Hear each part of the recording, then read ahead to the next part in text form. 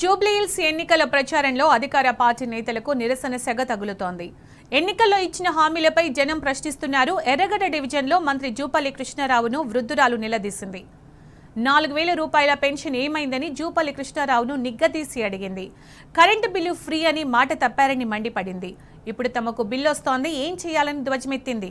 మీరు ఎన్నికల సమయంలో వచ్చి ఓట్లు అడగడం తప్ప మిగతా సమయంలో పట్టించుకోరని ఆగ్రహం వ్యక్తం చేసింది. హామీలపై వృద్ధురాలు నిలదీయడంతో మంత్రి జూపల్లి కృష్ణారావు నీళ్లు నమిలారు. ఆమెకు సమాధానం చెప్పలేక అక్కడి నుంచి మెల్లిగా జారుకున్నారు.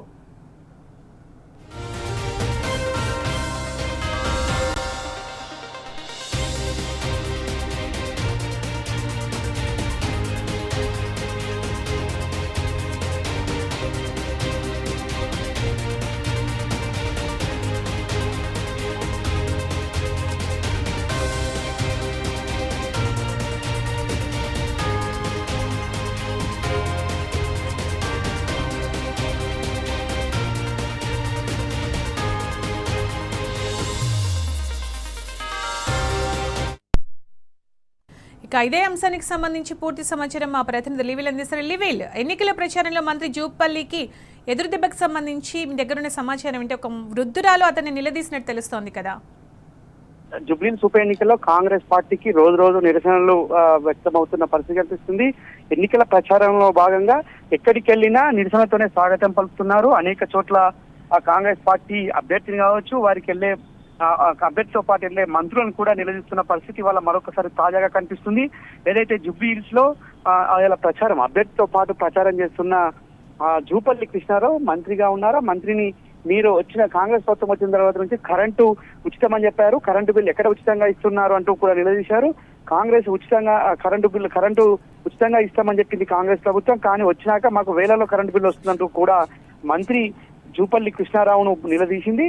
అంతేకాకుండా మీరు ఎలక్షన్ల ముందు వస్తారు, ఎలక్షన్లు అయిపోగానే మళ్ళీ వెళ్ళిపోతారు, ఇటువైపు చూడరంటూ కూడా అభ్యర్థి పైన కూడా ముఖం పైనే చెప్పిన విషయాలు ఇవాళ ఒక హాట్ టాపిక్ గా మారాయి. ఎన్నికల్లో కాంగ్రెస్ పార్టీ ఉచిత హామీలు అధికారంకి వచ్చే ముందు ఇచ్చిన హామీలు ఏవైతున్నాయో హామీలన్నీ కూడా ఒకటి కూడా అమలు చేయకపోగా ఇవాళ మళ్ళీ వచ్చి ఎవరిని మోసం చేస్తారు, ఎవరి చెవులో పువ్వు పెడతారు అంటూ కూడా పెద్ద ఎత్తున వృద్ధురాలు కాంగ్రెస్ పార్టీ నిలదీసింది. ఎక్కడికి వెళ్ళినా నిరసనలు వ్యక్తమవుతున్నాయి కాంగ్రెస్ పార్టీ పైన. మొన్న కూడా మంత్రుల బృందం ప్రచారంలో భాగంగా ఒక కూరగాయలు అమ్మే రైతు దగ్గరికి వెళ్ళి కూరగాయల సందర్భంగా మాట్లాడుతుంటే, మీరు వచ్చిన దగ్గర మీ కాంగ్రెస్ ప్రభుత్వం వచ్చిన నుంచి యూరియా కూడా దొరకట్లేదు, రాష్ట్రంలో యూరియా పరిస్థితి ఘోరంగా ఉంది, మీరు ఏం చేశారంటూ కూడా మొన్న నిలదీసింది.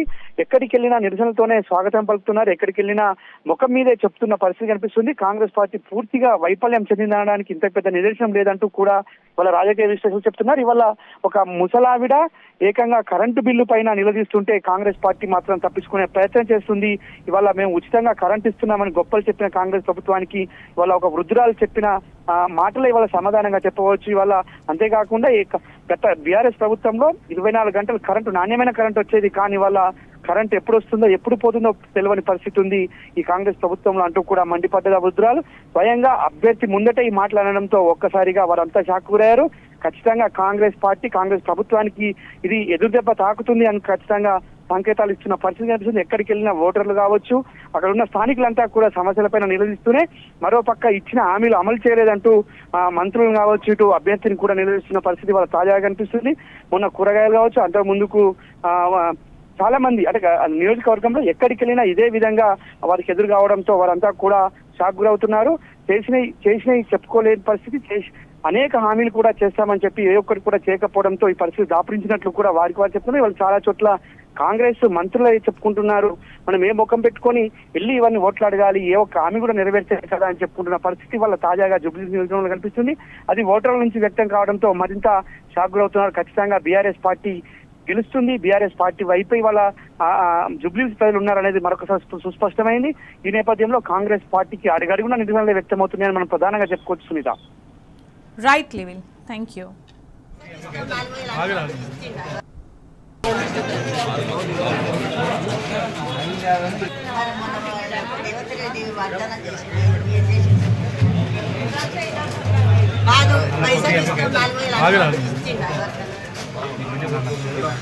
నాకు వినే ఒక్కలేదు చాలు నేను రెండు ఇచ్చేసాడు నాకు అంతే మాకు కావాలి కరెక్ట్ మేమేం అడగలేదు ఇవాళ ఇచ్చిన వాగ్దానం మాట మళ్ళీ ఓట్లు గెలిచినాక రాదు వాగ్దానం చెయ్యి నేను ఒక ముచ్చట అడుగుతా కరెంటు ఫ్రీ అన్నోళ్ళు ఇప్పుడు మళ్ళీ ఎందుకు బిల్లులు వేస్తారు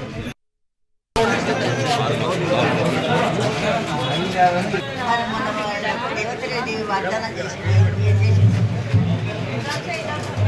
కాదు పైసలు ఇస్తే 4,000 ఇచ్చిండు నాకు వినే ఒక్కలేదు చాలు నేను రెండు ఇచ్చేసాడు నాకు అంతే మాకు కావాలి కరెక్ట్ మేమేం అడగలేదు ఇవాళ ఇచ్చిన వాగ్దానం మాట మళ్ళీ ఓట్లు గెలిచినాక రాదు వాగ్దానం చెయ్యి నేను ఒక ముచ్చట అడుగుతా కరెంటు ఫ్రీ అన్నోళ్ళు ఇప్పుడు మళ్ళీ ఎందుకు బిల్లులు వేస్తారు